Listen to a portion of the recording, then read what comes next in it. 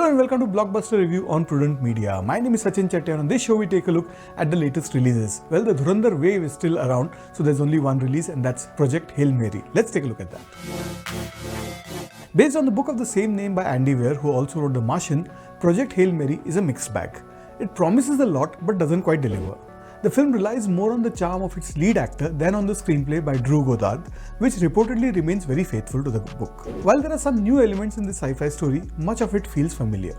A person isolated and stranded in space, echoing films like Moon, The Martian, Interstellar, and more recently, Iron Lung. Similarly, the concept of forming an emotional bond with an alien isn't exactly novel, having been explored in films like E.T., Close Encounters of the Third Kind, and a few years ago in Arrival. With relatively little substance on its side, Project Hail Mary shines mostly in its lighter moments, peppered with humor and the camaraderie between the human protagonist and an alien named Rocky, who appears made of what looks like stone. The title of the film refers to Hail Mary pass in American football, a long-shot attempt with hopes of little success. Here the stakes aren't just Houston, but the entire planet is at risk. The sun is being eaten by a microorganism called astrophage, threatening catastrophic consequences such as global temperature drop. Clues to the phenomena are traced along an infrared line from the sun to Venus known as the Petrova line. It's all very complicated sci-fi.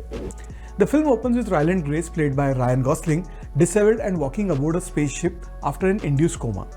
He discovers that he is light years away from Earth, yet holds the key to saving humanity from the astrophage. The story starts strong but takes some time before shifting gears.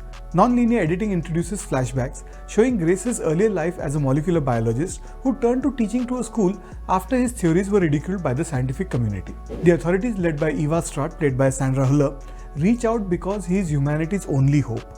These flashbacks help break the tempo. After all, there's only so much you can show of one person aboard a spaceship, even if that person is Ryan Gosling. The bond between Grace and Rocky provides some of the film's most enjoyable moments, mostly comedic. Both are on parallel missions, though Rocky's spaceship is far more sophisticated. The world building is near perfect, meeting the high standards set by directors like Christopher Nolan, Denis Villeneuve, and Project Hail Mary manages to compete in that regard. The weak points, however, are pacing and character depth. It takes a while to emotionally connect with the characters, and much of the story's trajectory is predictable. Also, the length acts as a deterrent. At 156 minutes, the film is not compact and terse, and neither does it qualify as a slow burn. The payoff is not worth the time. Towards the end, it even sort of starts and stops and drags on even after the world is saved. That perhaps could be because of wanting to be too faithful to the book. The soundtrack adds a lively touch, featuring songs by Chris Christopherson, Sunday Morning Coming, and also the Beatles song Two of Us. Ryan Gosling is in top form and holds the film together, while Sandra Huller makes her presence felt in the few scenes that she has. On the whole, Project Hail Mary is a long shot that almost lands before taking its own sweet time. I'm going to go with 3 out of 5 stars for this new sci-fi film, Project Hail Mary. Well, that's what I thought of Project Hail Mary that released this week. Let us know what you think, and I'll be back with you next week with more movie reviews. Till then, it's goodbye from me.